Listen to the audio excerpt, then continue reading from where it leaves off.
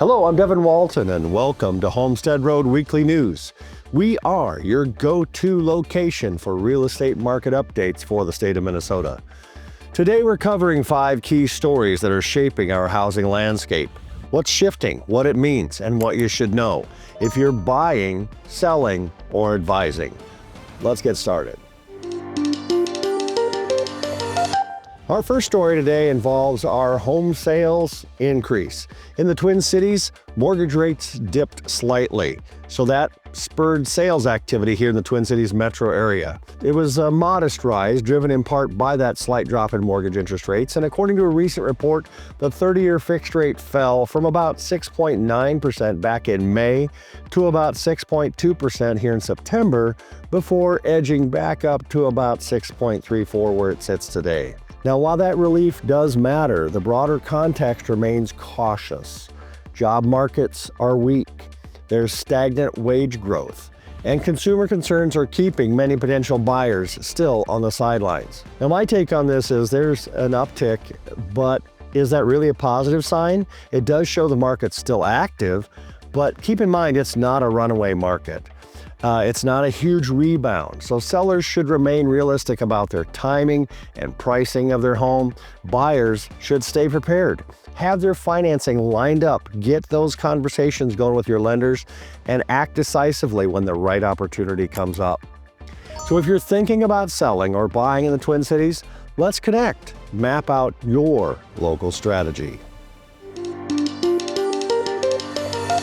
Our next story today involves Minnesota being flagged as high risk for recession. So then what does that mean for real estate? Economist Mark Zandi of Moody's Analytics has placed Minnesota among 22 states at high risk for entering a recession. Key reasons are unemployment in August rose to 3.6%. Now that's the highest in 4 years, even though the state added jobs.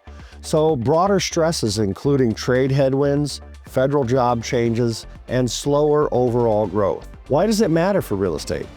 Well, a softening economy generally means fewer confident buyers, slower sales, longer listing times, and increased caution from sellers and investors. This is not a housing crash scenario yet, but we are in a recession risk zone. So for sellers, ensure your pricing and timeline account for that slowdown. Be prepared for that. For buyers, if your fundamentals are strong, you may find an opportunity. Don't assume you're going to get an easy bargain, however. So if you want to evaluate how your property or portfolio might perform under these economic conditions, I can walk you through the scenario. Let's talk about a plan. For our next story, let's talk about commercial and multifamily homes. This investment is taking different paths here in Minneapolis. New data is showing divergence in how different these segments really are performing in our metro area. The industrial and multifamily sectors remain relatively resilient. For example, the occupancy rate for the Twin Cities multifamily market is projected to stay around 94-95% this year. By contrast, however, traditional downtown office and commercial valuations are under extreme pressure. In a recent analysis, the real tax capacity of commercial properties in Minneapolis has declined significantly. It's down from 35% to 27% of total city tax capacity over the past decade. For investors or owners, this means you must pick your segment carefully. Multifamily and industrial are showing strength, but downtown office and retail face challenges. For those owning or managing such properties, focus on repositioning, amenity upgrades, and alternative uses. If you have a commercial or multifamily property in the Twin Cities region and want help assessing its position or reposition strategy, connect with me and we'll dig into it and get a better plan. In the rental housing realm, supply is tightening in a way that supports landlords and investors.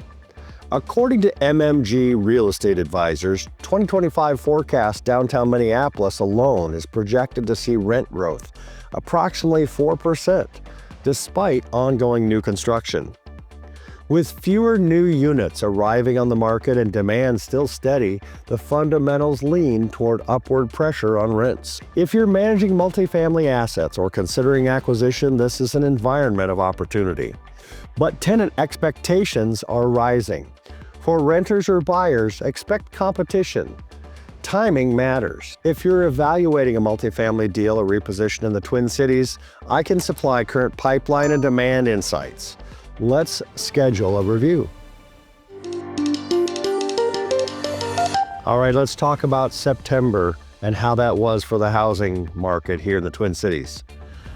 Buyer and seller activity was up on both sides of the table. Inventory, however, remained tight. Our September statewide housing market update from Minnesota Realtors and Minneapolis area Realtors shows both buyer and seller activity increasing in September across the metro and statewide. At the same time, inventory in total remains constrained, meaning that sellers are retaining leverage yet for their homes. For example, in the metro, the month's supply remains well below average, and that is not a balanced market yet, so sellers are still in control. Is this good news? There's more traffic, more buyers, more sellers, there's more potential movement in the market. It's still a tight inventory. Buyers must be prepared, sellers need to price smartly. If you're thinking of selling this fall or early next year, now's a great time to review your timing, your listing strategy, your market prep, your presentation, and make a plan. Well, that's a wrap for this week's edition of Homestead Road Weekly News. If you found this helpful, please like, subscribe, and share with anyone who you think could use our real estate market update. I'm Devin Walton, your expert here at Homestead Road. I'm staying ahead so you can stay ahead. See you next week.